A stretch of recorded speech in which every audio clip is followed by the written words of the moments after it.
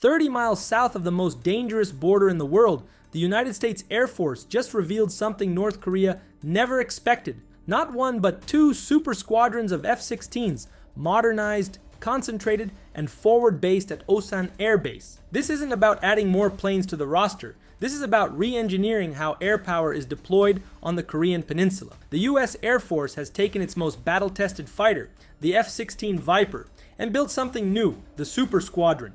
It's faster to launch, deadlier in combat, and designed to overwhelm opponents with sheer sortie power. For Pyongyang, this is a nightmare scenario. For Washington, it's a message. America can mass combat power closer to the fight than ever before. Today, you're going to learn how the US quietly built a second Super F-16 squadron in South Korea, and why North Korea is stunned by the move, and how this experiment could change the way America fights wars across the globe. Stick around, because the story of the Super Squadron is just beginning.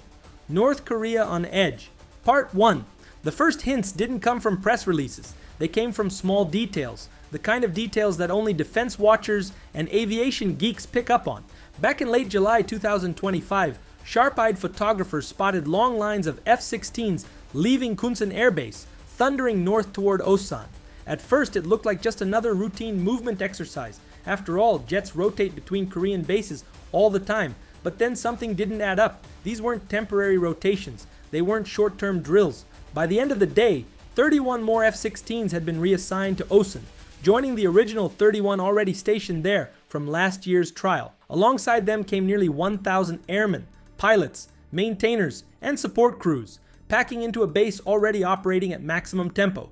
It was official, the Air Force was doubling down. What started in October 2024 as a small experiment, a 22-jet squadron scaled up to 31, had now become phase 2 of the Super Squadron program. And this time, the move wasn't temporary. It was deliberate, planned, and structured as a year-long test running all the way through October 2026. For the first time in US history, two super squadrons of F-16s were now forward-based together, barely an hour's flight from the North Korean capital. If Phase 1 was proof of concept, Phase 2 is the stress test. The Air Force didn't just move jets, it uprooted entire operations from aircraft, personnel, supply chains, and command structures, and pushed them closer to the fight. By October 2025, Osan will host over 60 frontline F-16s, supported by nearly 2,000 airmen. That's more combat power concentrated in one place than the Korean peninsula has seen in decades. And this isn't just about putting more steel on the ramp. The idea behind the Super Squadron is simple but radical. Do more with what you already have. Instead of spreading 22 jet squadrons across different bases, consolidate them into a single, larger unit with one commander, one maintenance pool, and one logistics pipeline. The result? More sorties per day, faster turnaround times, and a leaner operation that maximizes every hour and every dollar.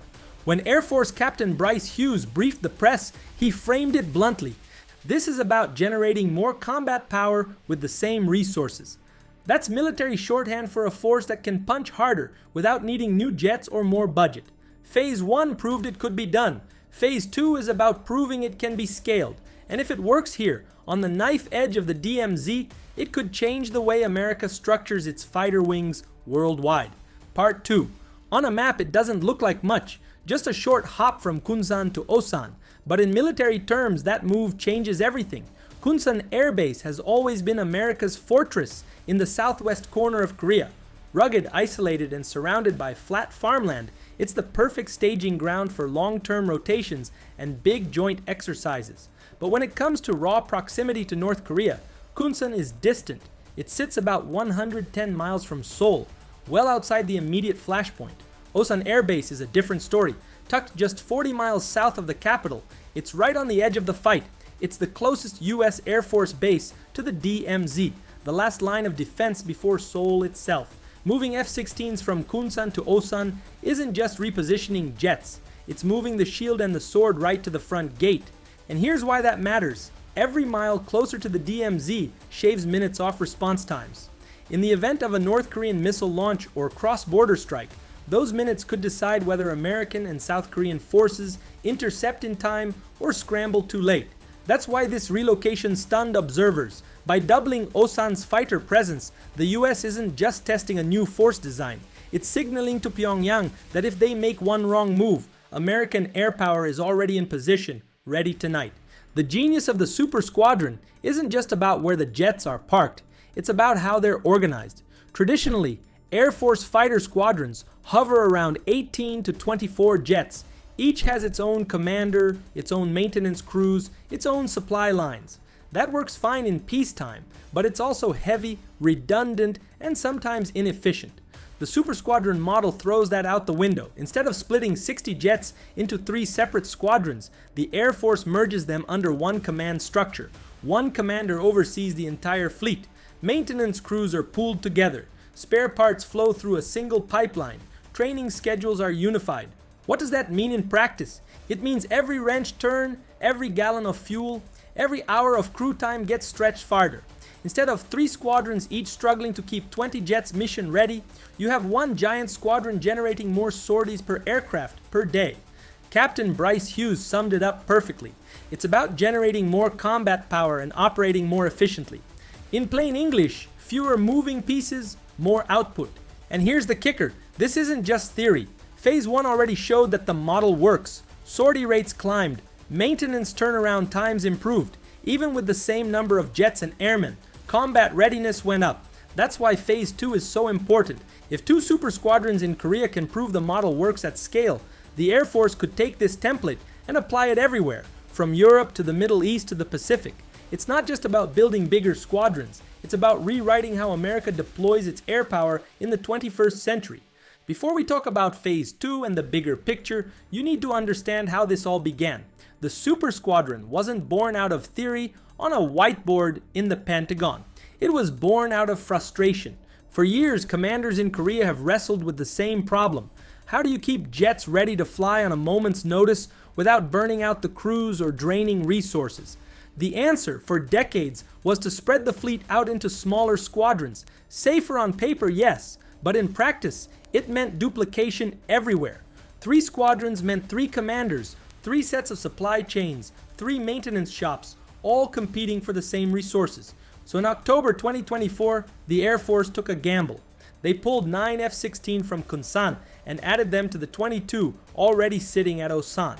Overnight, a regular-sized squadron swelled to 31 aircraft, supported by a leaner, consolidated staff. It wasn't a massive shift in numbers, but it was a massive shift in structure. At first, the move looked temporary, a trial, a 1-year test.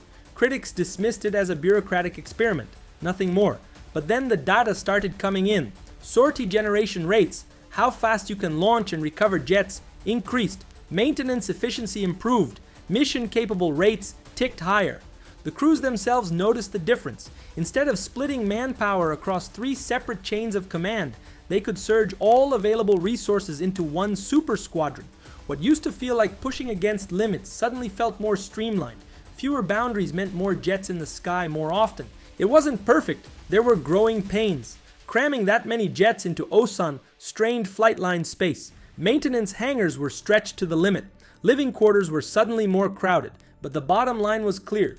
When measured by combat readiness, the Super Squadron worked. That's why the Air Force didn't just extend the program, they doubled it. Phase 1 proved the concept. Phase 2 is the real test. Can you sustain this model under pressure at scale, with 2 squadrons operating side by side in the shadow of North Korea? Part 3.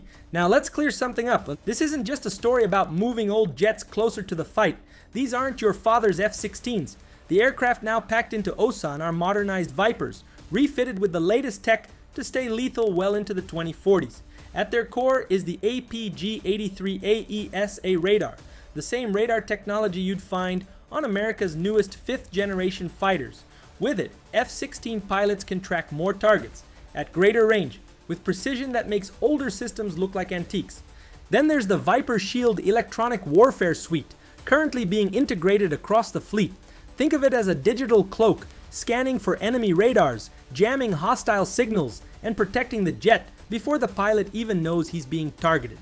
Add in upgraded avionics, open architecture mission computers, and advanced data links, and suddenly you have a fighter that can do things even the F-16's original designers never imagined. Weapons are no afterthought either. These jets carry AIM 120 AIM rams for long-range kills, AIM 9X sidewinders for dogfights, and precision standoff munitions for hitting ground targets deep inside enemy territory. In Phase 2, these aren't just massed squadrons, they're massed multi-role platforms, each capable of flipping between air-to-air dominance and precision strike in the same mission. And here's what makes it all so important. These upgrades aren't locked to a handful of jets. They're modular, designed to evolve. As software improves and new systems roll out, the F-16s at Osan can keep getting smarter, deadlier, and more survivable. That's why calling them super squadrons isn't just hype, it's reality. These aren't Cold War relics, they're thoroughly modern fighters, pooled together in a way that maximizes their strengths and minimizes their weaknesses. For North Korea, that means the nightmare isn't just the number of jets sitting at Osan, it's that every single one of them is upgraded, networked, and ready to fight tonight. At Osan, the roar of jet engines isn't just American. Every day, US F-16s fly alongside South Korea's Air Force, training as one unit, rehearsing missions that might one day decide the future of the peninsula. The Republic of Korea Air Force brings its own squadrons of advanced F-16s and F-15Ks, plus a growing fleet of stealthy KF-21 Baramai fighters. Together they form a combined shield and sword just miles from the DMZ. This is where the super squadron concept becomes more than an Air Force experiment. It becomes a joint deterrent posture. When American and South Korean pilots launch side by side, the message to Pyongyang is unmistakable.